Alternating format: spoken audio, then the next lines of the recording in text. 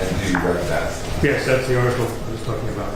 Yeah, at this point, I would tender, and could you say the title of that document again, please? Yeah, the full title is Mitigation Networked: Empirical Evidence of Why Jurors Rejected the Death Penalty in Some Highly Aggravated Capital Cases. Yeah, at this point, I would like to tender Mrs. Stetler's article as defense exhibit 1. Two things, Your Honor. Mr. Sedler hasn't been qualified as an expert at this point in time, and so until that point in time, his article will not be relevant to the court. But number two, I just wanted to point out, I think the defense was doing a different type of evidence identification, where yesterday it was 2 dash things. Was there supposed to be a different number included in this? It was a different date, so, but okay. we can, I mean, how? Oh, no, I just wanted to make sure that that wasn't... The nomenclature has to start over every day. Okay. So that's fine. But you had, Mr. Yes. Armstrong, do you want to voir dire the witness? I do not. Are you going to offer him as an expert? Yes, Your Honor.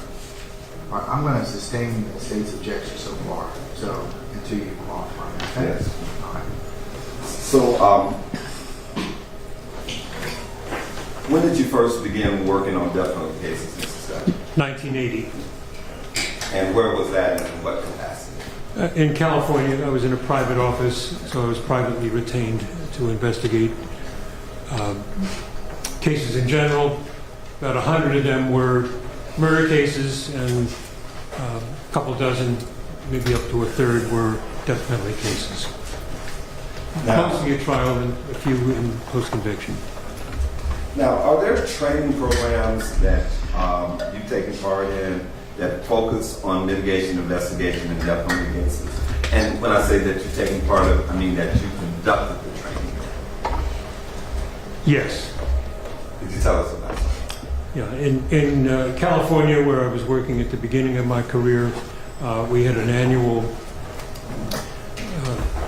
capital case defense seminar that began even before I was doing this work in 1978. Normally held in Monterey, California, sometimes is held in San Diego.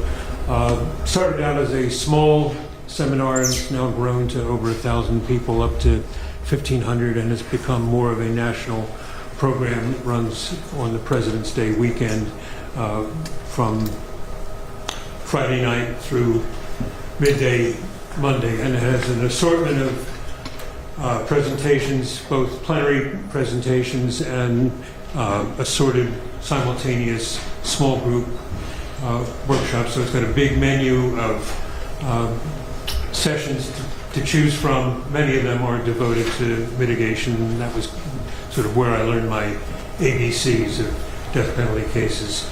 In addition, the NAACP Legal Defense Fund, for a long time, since the 80s, has held an invitation-only death penalty training program where they invite people from all of the jurisdictions that have the death penalty, small number of people from each jurisdiction, to sort of share their experiences.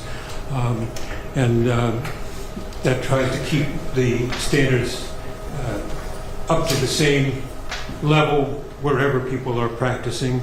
The biggest public defender organization, the National Legal Aid and Defender Association, also in the 1980s began a program called Light in the Balance, and that anybody can attend. That's different from the Legal Defense Fund.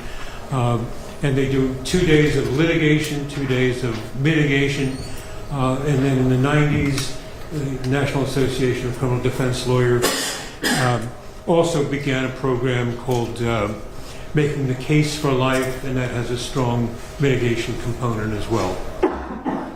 And, Bless you. and roughly since 1990, how many of these trainings would you say that you have conducted or been a faculty in? I've been a member of the faculty on over 450. And were these trainings national, local, regional in scope? All of the above. What about death penalty trainings here in Georgia? Yeah, I looked at my records, and I've done a couple of dozen programs in Georgia. Some of them were national programs, that just chose to locate in Atlanta, and others were organized by your office in its early days, or the Boulder County Public Defender that preceded it. Have you been a part of any United States government? Yes, during my federal employment, many of the programs that I participated in were sponsored by the Administrative Office of the U.S. Courts, which oversees the Criminal Justice Act and the Federal Defender Program. And I also did one program for the military death penalty at the Army Trial College at what's now called Joint Base Andrews. Now, are interviewing skills important in mitigation investigation? Yes, extremely important. Objection, Your Honor, consulting opinion, but he hasn't been offered as an expert. I sustain the objection. And how many times have you testified in court about mitigation? 35 times. And have you ever testified in federal court? Yes. And when you testified, were you admitted as an expert in those 35 times? Yes. And was it a federal court and state court? Yes, both. Has any court ever not found you to be qualified as an expert in mitigation, investigation, and standards relating thereto? No. Has your testimony been cited by any courts? Yes. Could you tell us, please? 3 federal courts cited my testimony in the Northern District of Iowa. Judge Bennett cited it in a federal habeas case. In the Western District of Louisiana, Judge Brady cited again in a federal habeas corpus case. In the District of Wyoming, Judge Johnson cited my testimony again in a federal habeas case.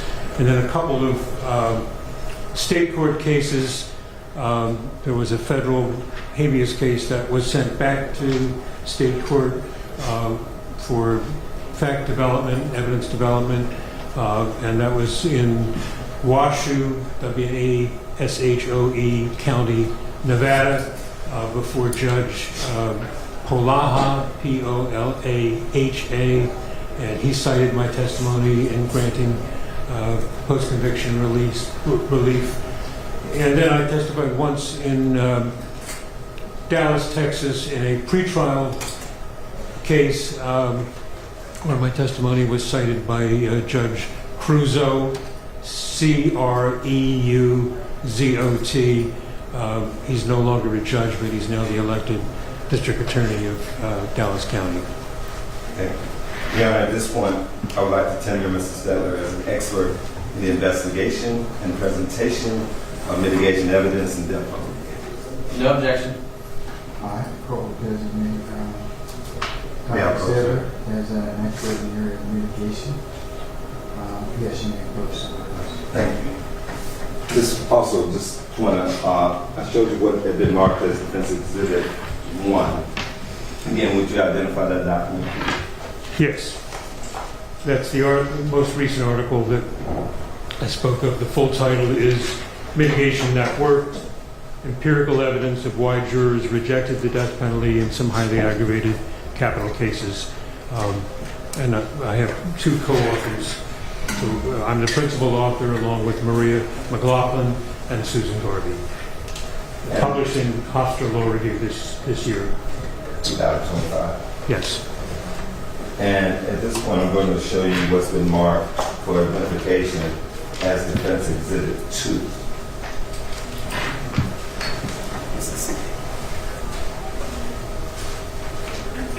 Mr. Stetler, would you look at that, please? Do you recognize that document? Yes. What is it? Well, it's in 2 parts. The first 8 pages are simply my CV as of July 2025, and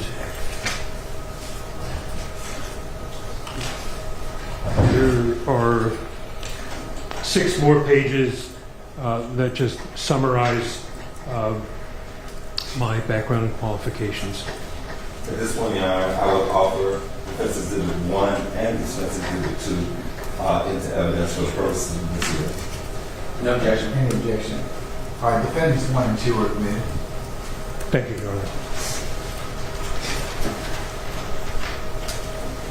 Mr. Stebbins, what is the purpose of mitigation evidence? No, it's evidence which is developed to provide a full picture of who the defendant is, what are the influences that shaped him growing up and affect his daily life as an adult, to be presented to all the decision makers in a death penalty case, to attempt to establish empathy and kinship, to show that this person is part of the human community, and to help decision makers understand and explain what happened that resulted in the capital offense. Sir, how has the scope of mitigation evolved over the history of the modern death penalty? Well, the modern death penalty we think of as basically the last 50 years. The United States Supreme Court had found all the old death penalty statutes violated the Constitution because of arbitrary, capricious, sometimes discriminatory results. That was in 1972. Many states, including Georgia, immediately responded with new statutes, and those were tested in the Supreme Court in 1976. And the bottom line on those 1976 cases was that the states that had chosen the route of a mandatory automatic death sentence for a narrow category of crimes were found still to violate the Constitution, but those that provided guidance to jurors, bifurcated proceedings, automatic appeals, like Georgia's, were approved. But there had to be individualized sentencing. No matter how heinous the crime, there was no case that automatically mandated that a death penalty should be imposed. So that was the decisions of 1976. And then afterward, a series of decisions in the United States Supreme Court examined particular kinds of mitigation that were submitted and broadened or recognized the need for breadth in mitigation information. In 1978, the case of Sandra Lockett versus Ohio talked about the importance of the defendant's background, character, and record, as well as the circumstances of the offense. A few years after that, 1982, the Monty Eddings case, EDDINGS, out of Oklahoma, involved a 16-year-old young man who had admitted killing a highway patrol officer, and the Supreme Court was not creating an exemption for children facing the death penalty at that point, but they spoke eloquently about the importance of considering youth as a mitigating factor. They talked about youth as more than a chronological fact, but a time of vulnerability when people are exposed to negative influences and just don't have the brain power to resist temptations and bad influences. After that, 1986, in South Carolina, the case of Ronald Skipper, the trial lawyers attempted to introduce evidence about Mr. Skipper's good behavior and adjustment in jail, and the judge kept it out, saying, well, that's not relevant to his culpability when he committed the crime. And the Supreme Court said, well, that's true. It doesn't relate to his culpability at the time of the crime, but it's important evidence that the jury should hear as a rebuttal to future dangerousness arguments, and because it's another reason why they may want to sentence someone to a severe sentence, less than death. Go ahead a few years, and we have a case out of Texas in the 2000s, Tenard, T-E-N-A-R-D, versus Dretke, D-R-E-T-K-E, where the court reminded the Texas courts that there doesn't have to be a connection between mitigation evidence and the crime. He said, for example, a broken brain, intellectual impairment of any kind, not just what qualifies you for the exemption for intellectual disability, but let's say you're functioning a little better than the intellectual disability exclusion under Atkins versus Virginia. But intellectual disability of any kind is a disadvantage in life and something which is inherently mitigated. So court says we've never said that mitigation has to be directly connected to the behavior at the moment of the capital crime. And of course the big categorical exemptions were also in the 21st century, the Atkins versus Virginia, which created an exemption for people with intellectual disability, then known as mental retardation, and a few years later, Roper v. Simmons, which created an exemption for people whose crimes were committed prior to age 18. Mr. Steller, you spent about 10 years writing about the importance of understanding the scope of mitigation. In your most recent article, you talk about mitigation being dimensional rather than categorical. Can you explain that for us, please? Yes, mitigation doesn't fit into neat little boxes. They're often not just a and or yes/no decision. For example, I mentioned intellectual disability, where there are very clear criteria for what constitutes intellectual disability, but you may not meet those criteria, but your intellectual functioning may still be one standard deviation below normal, and it can therefore be considered mitigating evidence to be presented to a jury in a death penalty case, even if it hasn't excluded you as a candidate for the death penalty. Similarly with youth, the bright line was drawn at age 18, but a lot of the evidence that was presented in that litigation showed that juvenile brain development continues into the early 20s, so youth broadly is an important mitigating factor, even if it doesn't meet the criteria for exclusion. And I think the analogy would be to the medical world. Sometimes there are diseases, disorders that have a clear-cut yes or no test. COVID, for example. You have a test, you either have it or you don't. But high blood pressure, there are clear criteria, just as there are for intellectual disability, but the fact that you don't meet those exact criteria doesn't mean that you're off the hook.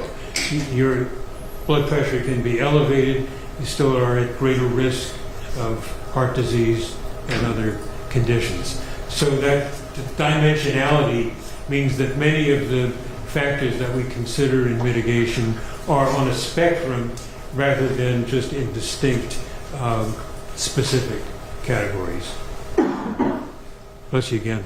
Thank you. Mr. Steller, what's the purpose of developing a life story in mitigation? Well, mitigation doesn't just concern the time of the offense. It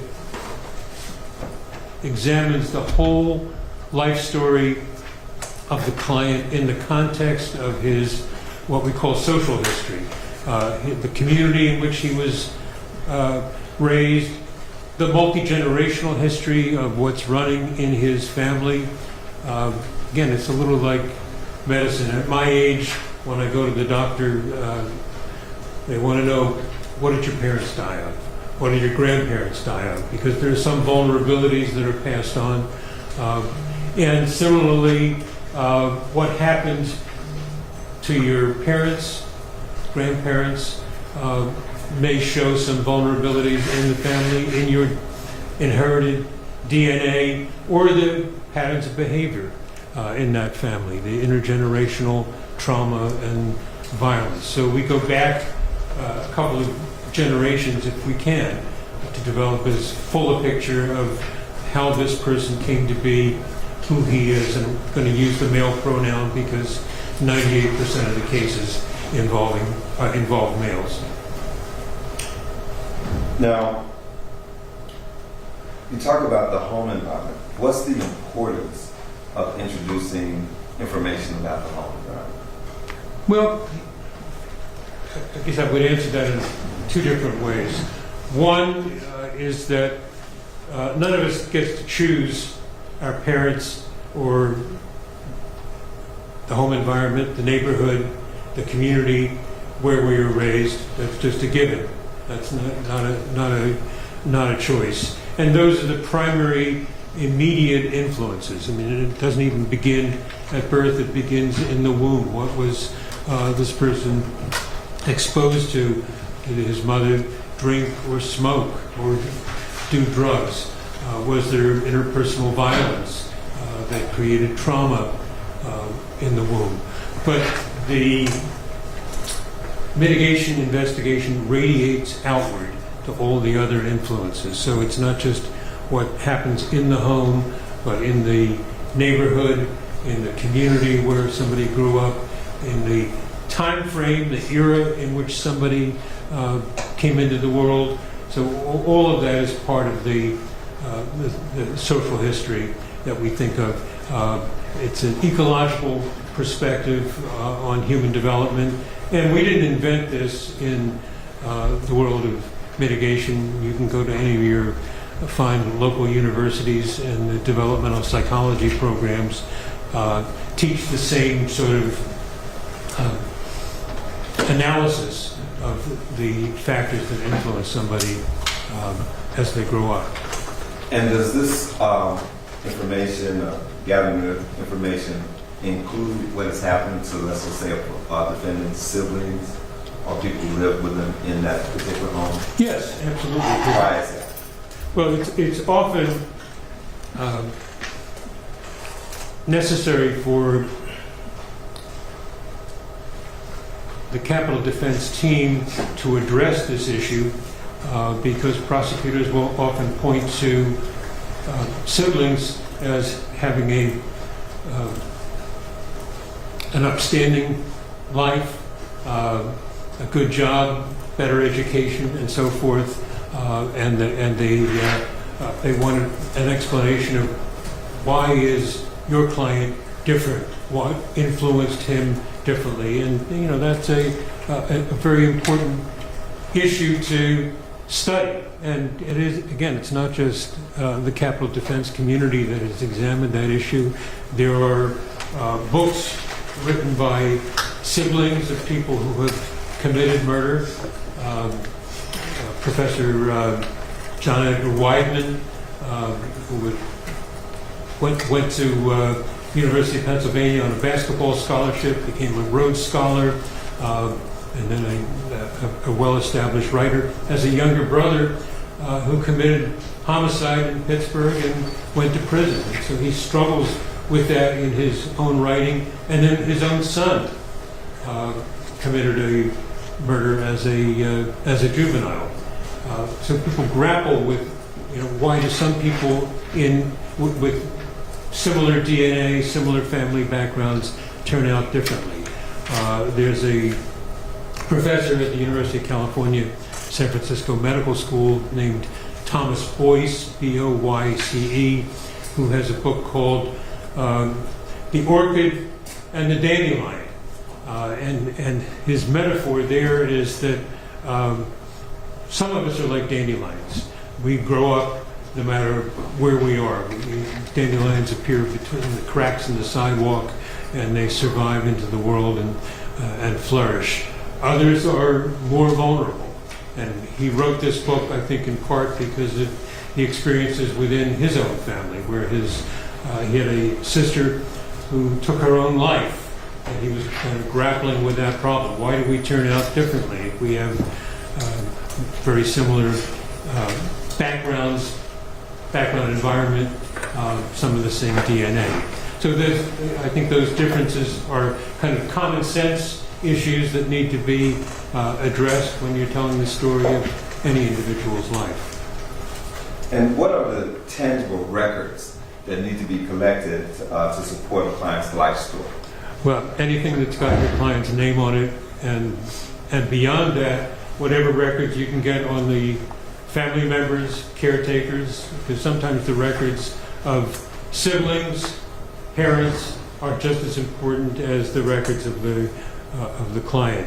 They're going to identify things that the client doesn't remember, the parents don't remember. No amount of interviewing is going to elicit the information. A good example is from a case where the United States Supreme Court looked at the records of a caseworker in Virginia, and it's the case of Terry Williams versus Virginia. The year is 2000. I don't have the site in my head, but the caseworker's report was so vivid that the Supreme Court dropped it into a footnote, quoted it verbatim, and I don't have it memorized, but it's the impression of the caseworker who goes in and says the home was a complete mess. People had bowel movements on the floor. There were puddles of urine, dirty dishes scattered in the kitchen. The children, including Terry Williams, didn't have any clothes on. The parents were too drunk to dress them when the caseworker found the clothes, and the children had to be taken to the hospital because they were under the influence of whiskey. These are small children. These are not 17-year-olds. These are, young kids. And that's an example to me that shows no matter how skilled you are at interviewing, you would not get that story from interviewing the client, interviewing the parents. Parents may give you a vague recollection of a time when neighbors complained about something and the police came and they were arrested and the kids were taken to the hospital, but they're not going to tell you there was feces on the floor, urine on the floor, and so forth. So the records give you a fuller picture. They identify people that the client doesn't even know exist, like that anonymous caseworker who wrote that report.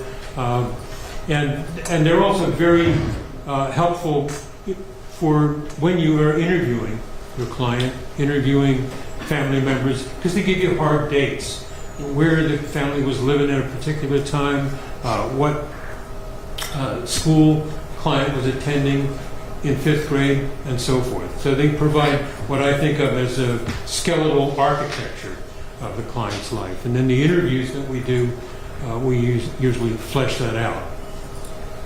Question.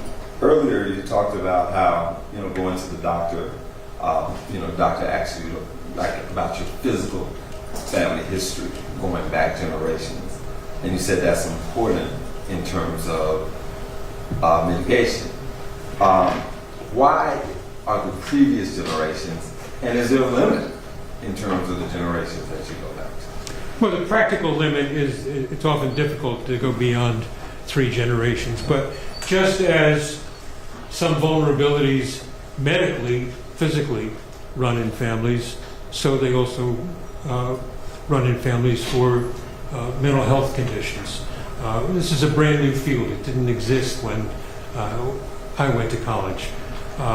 We know much more about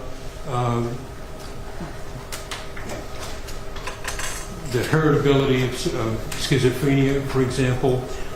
There's a study in Denmark of twins who are separated at birth and raised in different families. And the individuals who had no schizophrenia in the family, no schizophrenia in the adoptive family, the family environment, about 1% manifest schizophrenia later in life. But those that have the biological vulnerability, 9 times greater likelihood of schizophrenia. So again, it doesn't mean there's an automatic connection. Your mother had schizophrenia, therefore you're going to have it. But when you can see that a first-degree relative had a mental disorder, many of them have this strong heritable component. There's a researcher at Johns Hopkins who has written a number of books about mood disorders. And she's a brilliant writer, MacArthur Genius Grant recipient, but she also knows that we take in information visually. So she has family trees in her book. She has a book on mental conditions, mood disorders among famous cultural figures. So she has a genogram, a family tree of the Ernest Hemingway family. And everybody knows that Ernest Hemingway took his own life with a shotgun. The family tree shows that his sister Ursula, their brother Lester, Leicester, and their father Clarence all committed suicide. So when you have that kind of biological lineage, that's important for any experts that you consult to know. You want to give them that information when they're starting out. Let's talk about environments. Is home the only environment that matters in telling the life story of a client? No, not at all. I mean, when I worked in California, we had people who came from very loving families but had other factors that influenced their childhood because of the gang violence that was occurring on the streets of South Central Los Angeles, for example. So even though they had intact families, loving parents, to get to school, they had to negotiate a special route to avoid gang warfare. And on top of all of those sorts of influences, we now have everything that comes with the negative influences of the internet. Kids that spend more and more time in front of the screen, and it's very hard to monitor that, it's hard to regulate it, and we're only beginning to understand how that affects some particular individual's development. Have you ever heard the term abuse excuse? Oh, heard it for a long time.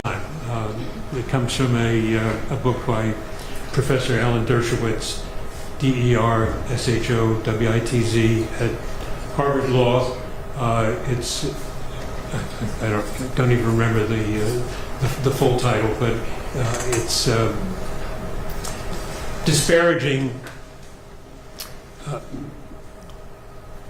the use of abuse as an excuse for crime. And that's not the case in mitigation. Mitigation never excuses what somebody did.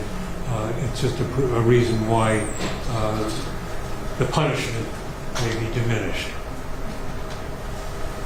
And would you say that there are layers to this issue of abuse and the impact of abuse?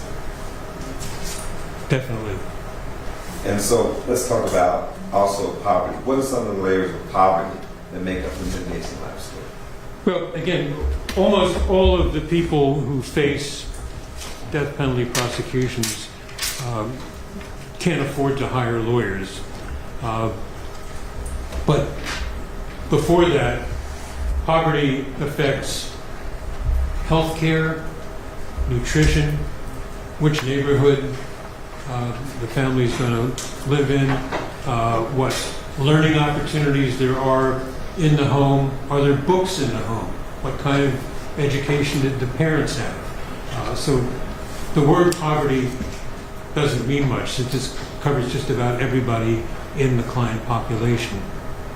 But when you drill down and see how it affected an individual's life, then we begin to see its importance. And you talked somewhat about mental illness, intellectual disability. And of course you talked about the brain development, and of course with that could possibly be brain damage. What are some of the contributing factors to brain damage as you've come to learn in your experience in your work? Objection, Your Honor. I think this goes beyond the scope of the expertise. He's asking what contributes to brain damage rather than asking questions about mitigation. All right, I'll rephrase it. In your work, have you found out what could be a factor, a contributing factor to brain damage? You're right, Jack. I believe that's the same question. In your work, what have you seen in terms of your work, in terms of how it relates to brain damage? Well, let me answer that in a couple of ways. I think we have learned that brain development in utero, in the womb, is very important.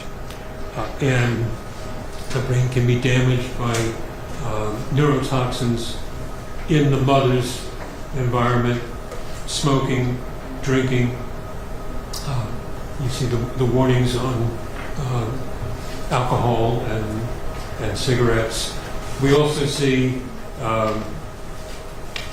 trauma in the womb can affect the brain, but neurotoxins, that is things in the environment that an individual can be exposed to in their early years up through adolescence. The brain keeps changing, keeps developing. And again, the district attorney is correct. I don't claim expertise on neuroscience, but what I do know is that neuroscience has changed during the course of my career. What we know about the brain used to be what we learned at autopsy or what we learned accidentally in brain surgery. Now we have all these techniques for looking at the brain in real time with scans. So we know a lot more about how long this maturation process occurs, and that's much of the scientific literature that was submitted to get the exemption for people under the age of 18 in the Roper v. Simmons case. And Mr. Stedler, the factors you just referenced as affecting brain damage, brain development in terms of what you've learned over your years of experience, are those factors also consistent with trauma? Yes, absolutely. Mr. Stedler, what does early life history matter as mitigation?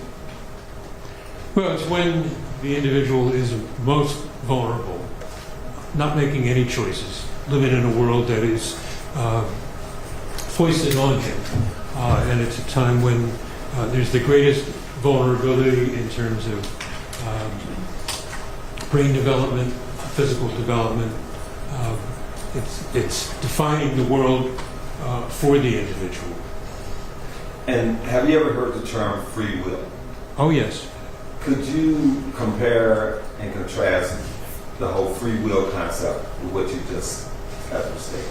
Well, I think the classic comparison is an extreme one, which says every choice we make in life is a free choice, versus there is some scientists that are completely deterministic, that say everything is just neurons firing, and we're not making any choices. I don't subscribe to that.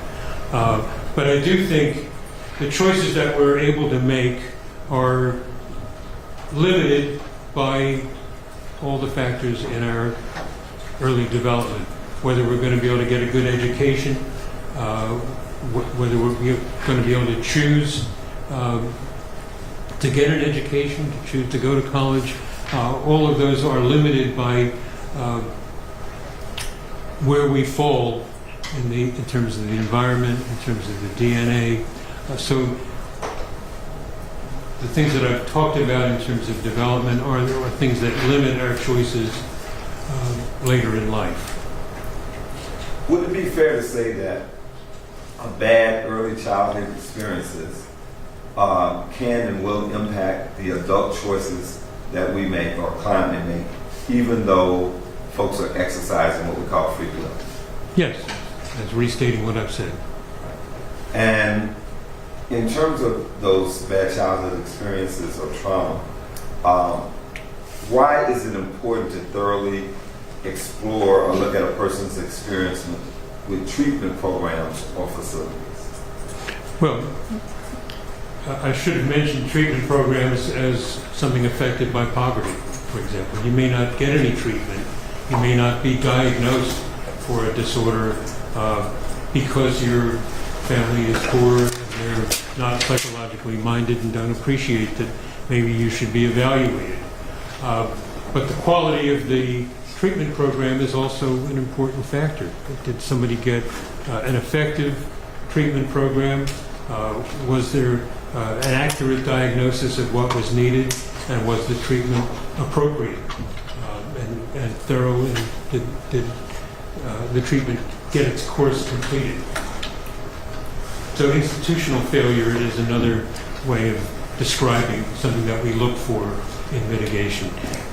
If somebody was treated for drugs or alcohol, for example, did they go to AA? Did they go to some other treatment program? For how long? Was it effective? It's all part of the life story that we would want to look at. I wanted to move into talking about looking at mitigation through all sides of the defendant, all sides of the client. Are there other aspects, other sides of the client in their mitigation that are particularly mitigating? Well, I guess what I would say in response to that is, again, we don't want a deterministic picture that says inevitably this client was doomed to end up as a capital defendant. We want to show the hopeful parts of the client's life, the things with which all of us can identify, you know, the moments of opportunity that might have made a difference if only he hadn't changed schools or hadn't lost an important family member.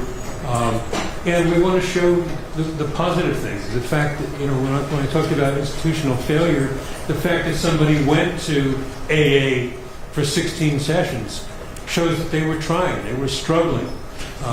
They wanted to overcome an addiction. And it diminishes the sort of mechanistic view that this person is an addict, somebody who is struggling with that problem. And so we look for the positive things too, because mitigation is about empathy, it's about kinship, it's recognizing somebody whose shoes we could be in, as opposed to somebody who's just different from us. Born bad, got worse, did nothing good. Mr. W., you had mentioned brain damage, intellectual disability, mental illness.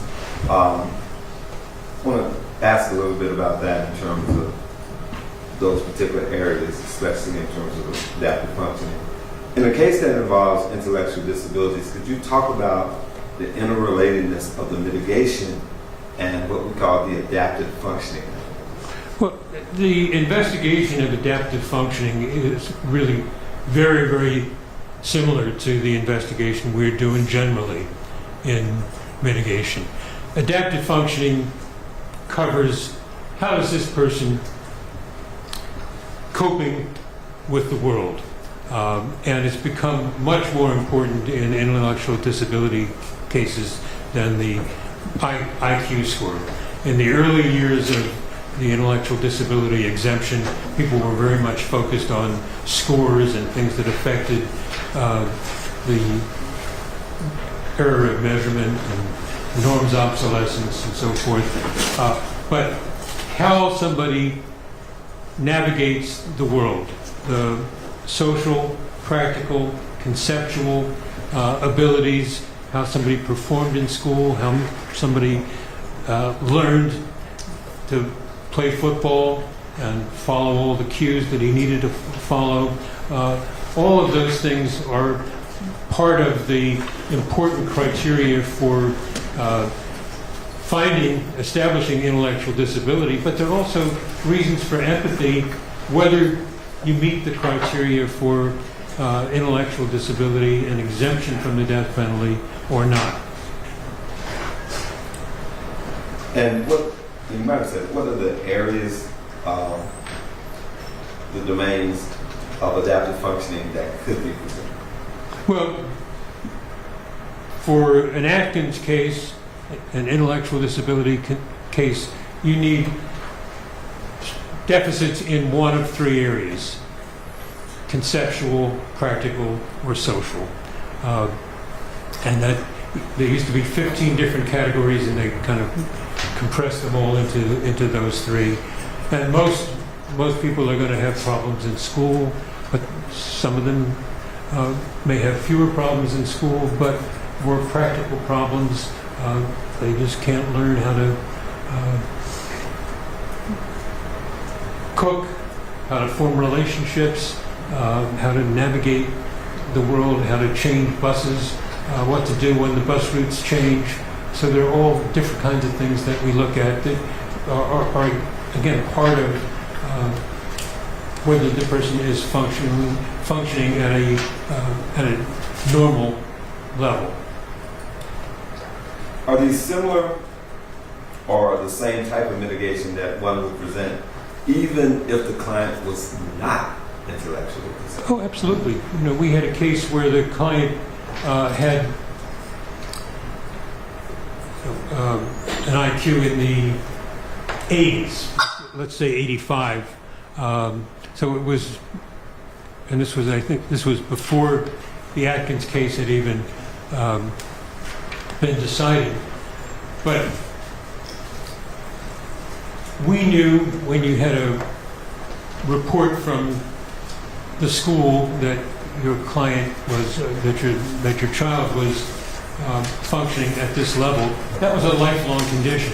It was going to affect academic performance, vocational choices. Again, you know, that word choice, free will. He couldn't just go out there and apply for any job. His employment options were limited. So we had a school psychologist testify about what an IQ of 85 meant, one standard deviation below the norm. She was an excellent witness because she was used to communicating with parents, explaining what that deficit meant. And then he dropped out of school, went to a vocational counselor who took him to a rote employment job eventually because he wanted to get a job, wanted to work. Did some training for restaurant work where they literally had placemats with outlines of the knives, forks, and spoons. So, you know, if you want to set the table, this is where the knife goes, this is where the spoon goes, this is where the plate goes. This young man also wanted to join the Navy, as his father had, and could not pass the screening exam. So the naval recruiter liked him, gave him study guides, and I think, you know, a powerful fact in this case was the jury understood, gosh, if only this young man had been a little smarter, a little bit more capable, and had joined the Navy, he'd have been off on a ship and wouldn't have been exposed to these influences on the street, wouldn't have been a suspect in this case. So all of those things are things that are part of that mitigation picture. And I want to just kind of follow up on that. Is that an example of where adaptive functioning is relevant, not just in intellectual disability cases, but in cases where folks aren't intellectual? Yes, absolutely. Of course it does.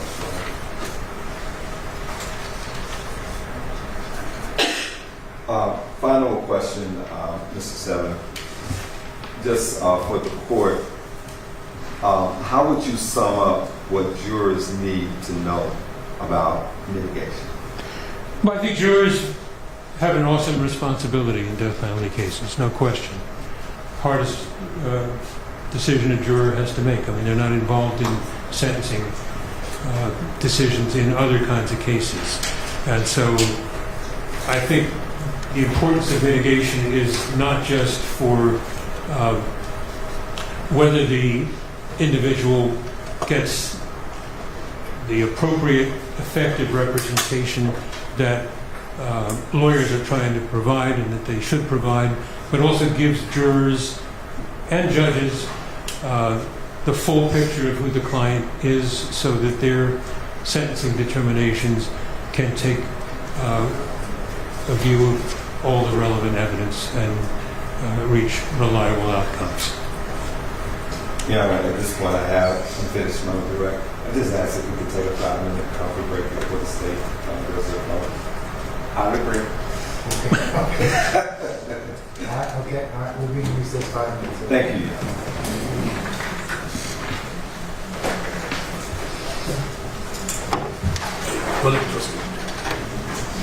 You know, let's have to get a little glass of water. Let me see if I can send that. I'll send that to you right now. How long you taking, Judge? How long you taking? 5?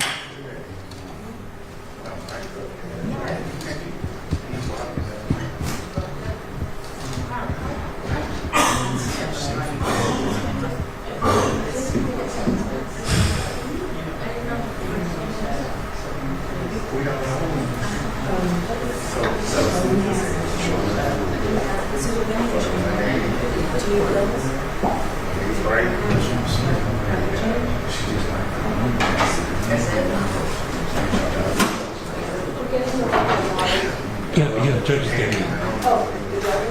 Yeah.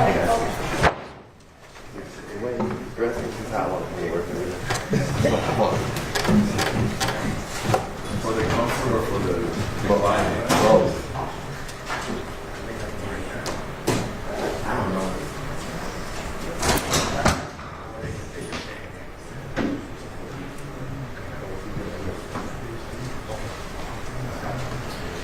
Well, we didn't have any bottle ones. A nice filter system. And as long as it takes 2 hours, I'm not arguing. Thank you so much.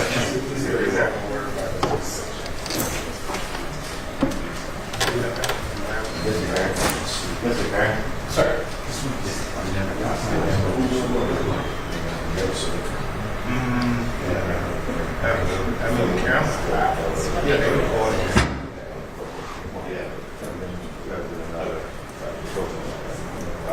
The video camera. All right. I'll let Judge know. Thanks. Thank you.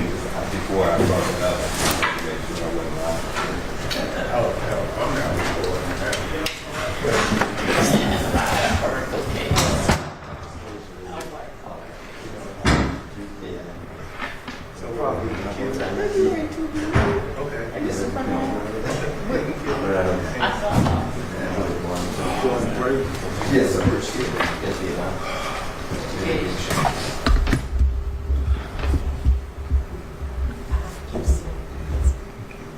Doug, you went from California to New York to Back again. Atlanta. Yeah. Okay. Cameraman, Yeah. your camera still live?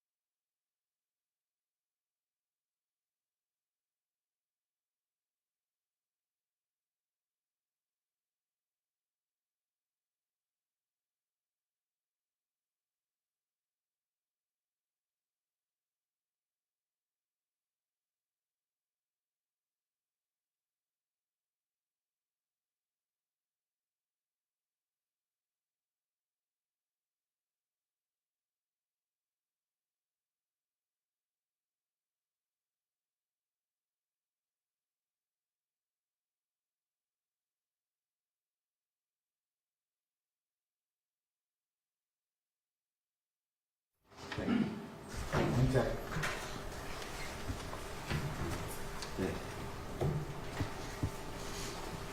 Mr. Settler, good morning. Good morning. I don't have any questions for you. Counsel, wait I for. gotta wait. I apologize. I gotta wait, okay?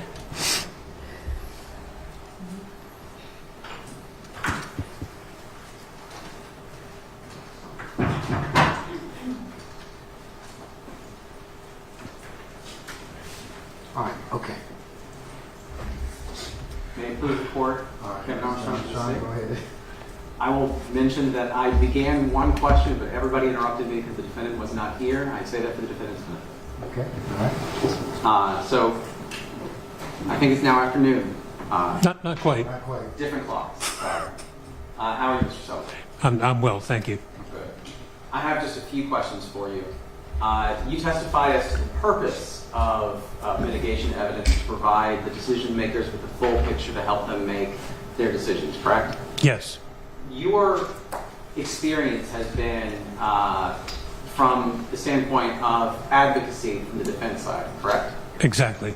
So trying to give a fuller picture in the hopes that the defendant would receive a lesser sentence, correct? Yes, that's correct. Okay. In that vein, when you were referring to the purposes of a life story, you were referring to the negatives that come with an ecological perspective and what might happen that are negative in a person's life, correct? Yes, And so potentially presenting the absence of those negatives would be bad mitigation evidence, potentially. I think there's too many negatives in this sentence. Yes, I understand. If you were to present a life story that omitted those negatives, that might be counterproductive from a mitigation standpoint, correct? If you were to tell a jury this person had a wonderful upbringing, this person had no gang influence, this person had no deficits in their nutrition and things of that nature, that might not be good mitigation evidence, correct? Might not, but it could be very positive information about the individual that shows that.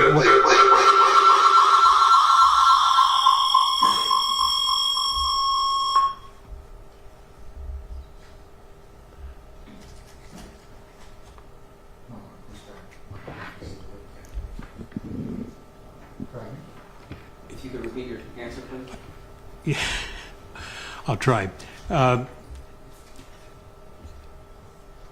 I think if one had only positive experiences, it would just be a different kind of mitigation presentation.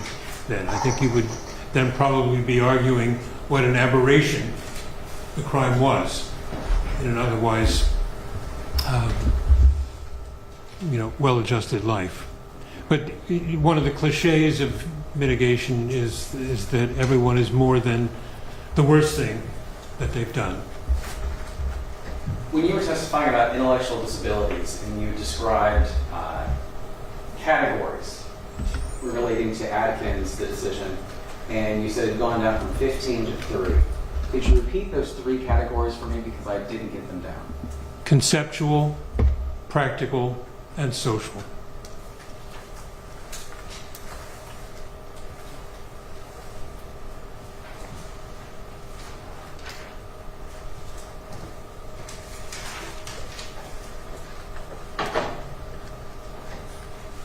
No further questions, John.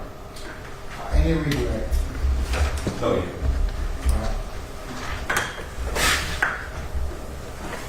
Dr. said it would be permanently or temporary for the purpose of the motion. Permanently. Dr. Stedman, I'm going to Excuse me, Mr. Steadley, but thank you.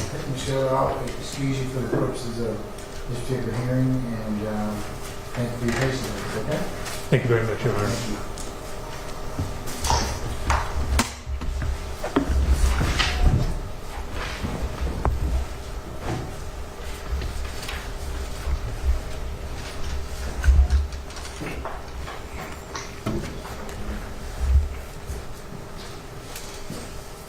May it please the court. Here arguing on behalf of Mr. Long, motion number 41, a motion to ensure the mitigating circumstances are properly weighed. The court has heard from our expert, Mr. Russell Stetler, about why it is important that mitigating circumstances are properly weighed by the jury and are properly presented. Our remedies are that we're asking that we want to be able to question jurors about mitigation. I know the court will accommodate on that with us, but we thought it was very important to file this motion because we believe that this is not a hearing that we could have in the middle of war docket.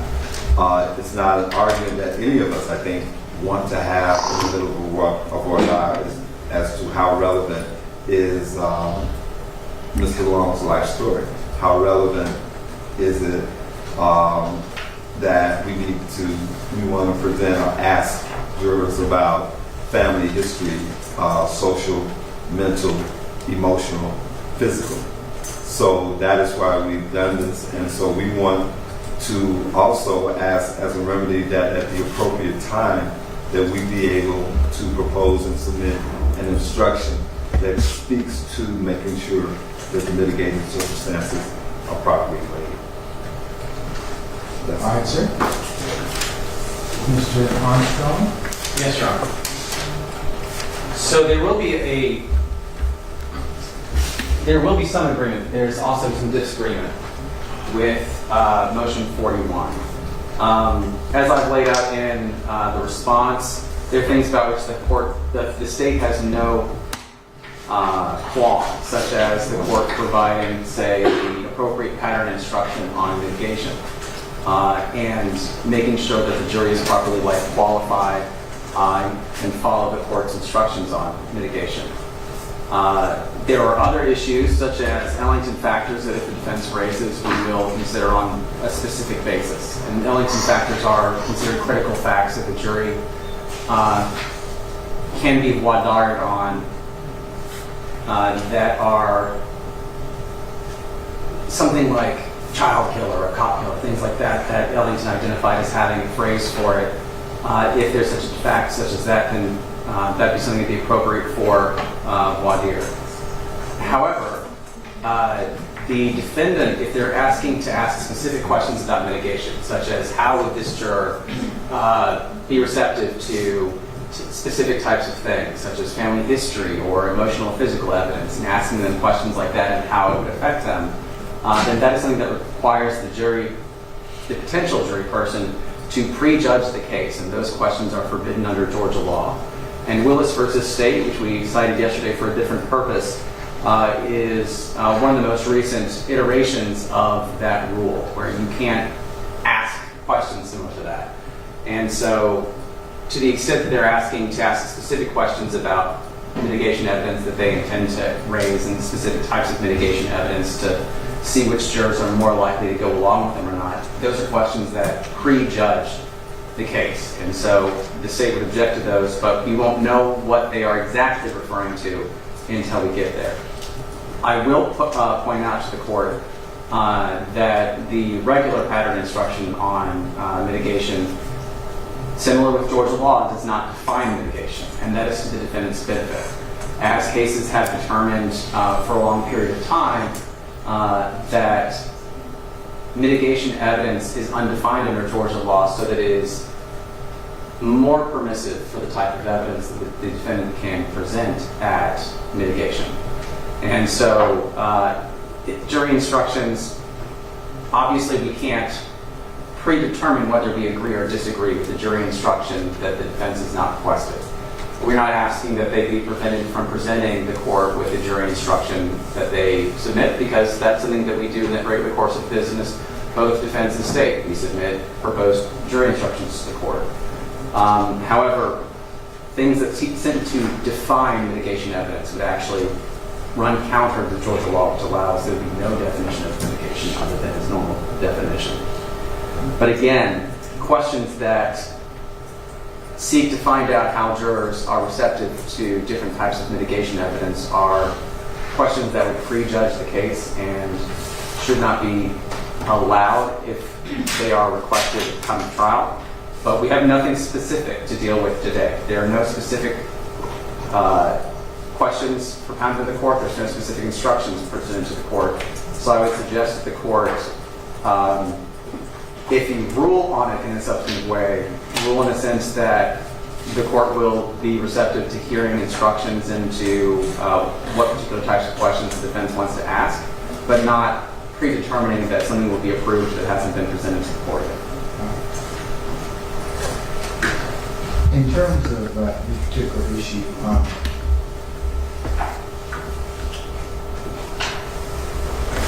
defense motion is to mitigate circumstances. There are a couple of things that have come to the court's mind.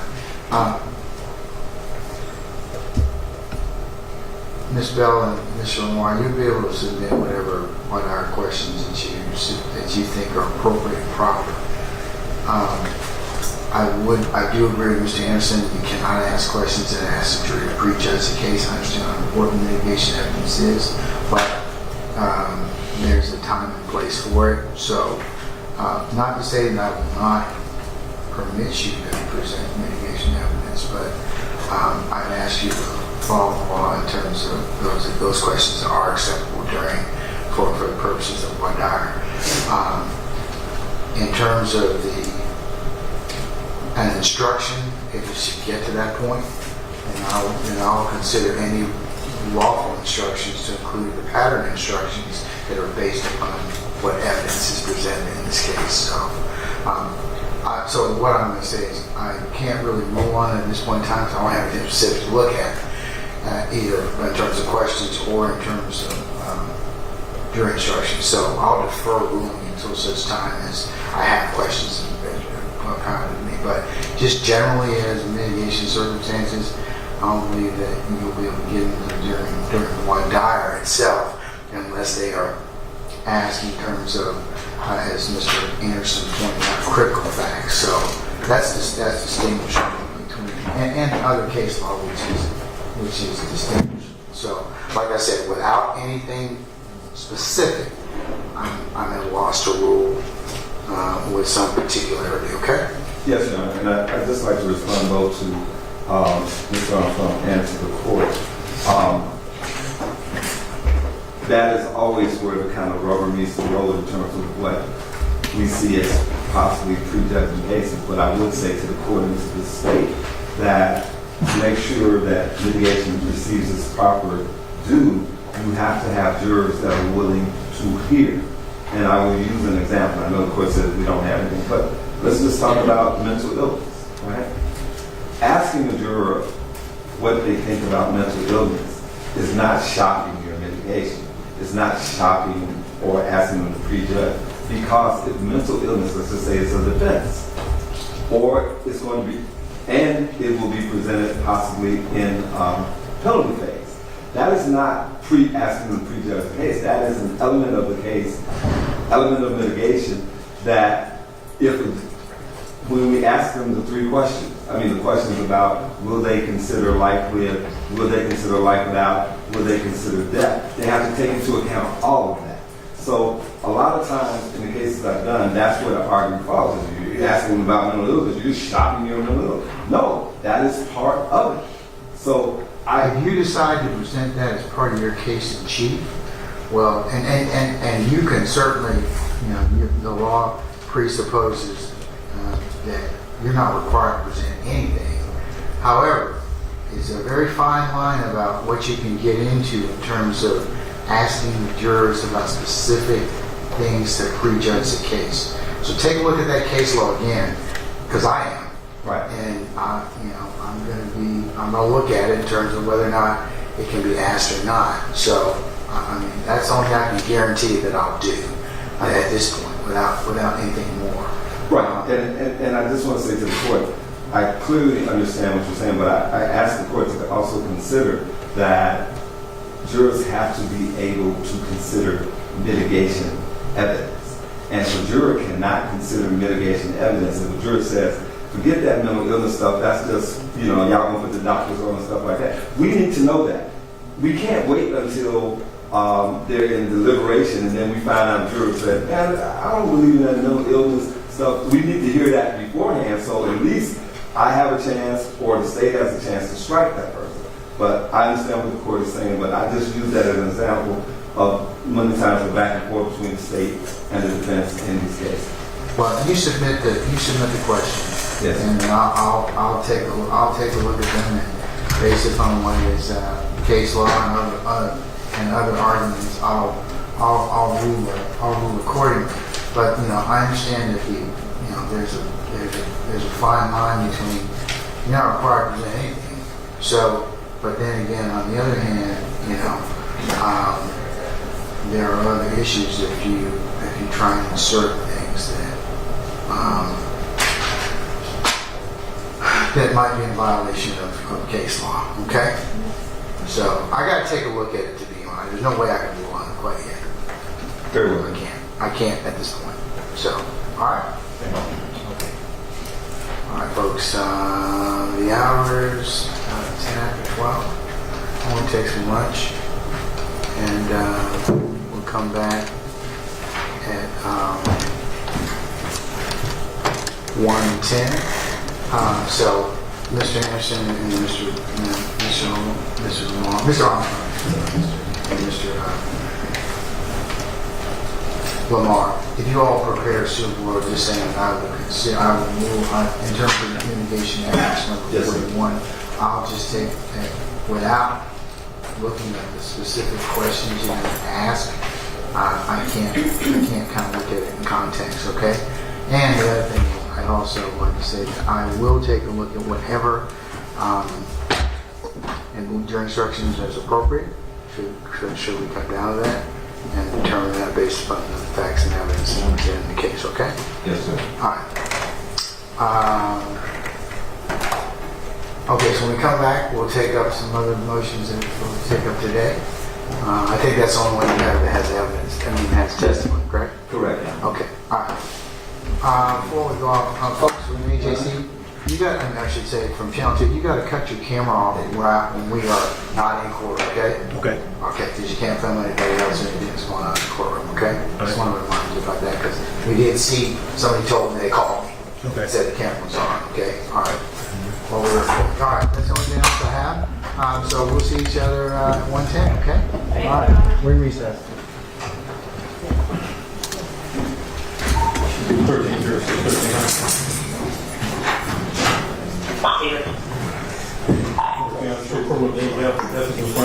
Will be recessed until 10 hours. Courtroom can be locked and secured. Detention area not clear. Detention area. Should be in 27.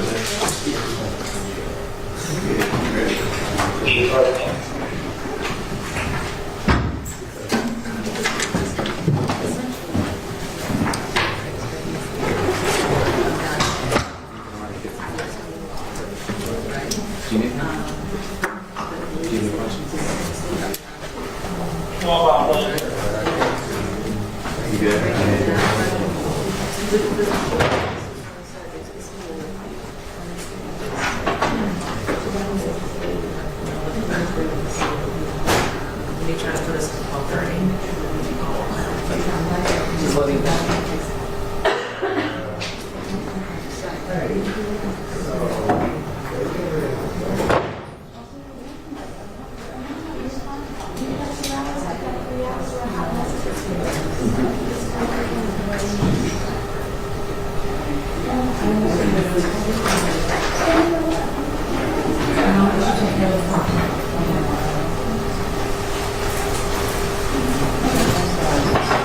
Everybody, we recessed at 1:10. I'm gonna lock the doors. I'll be back about 1 o'clock. Okay. I'll lock the doors. Be back at 1. Okay. You're welcome.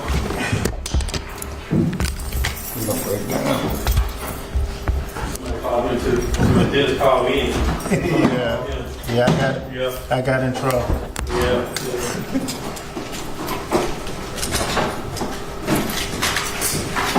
She said that's fine. Didn't break it down.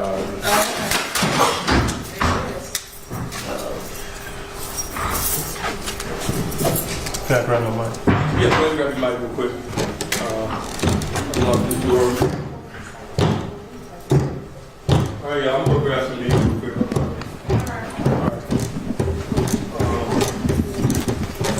Y'all good? Yeah. Okay. Everything we need. Okay. Yeah, you got the key. keep it doors though. And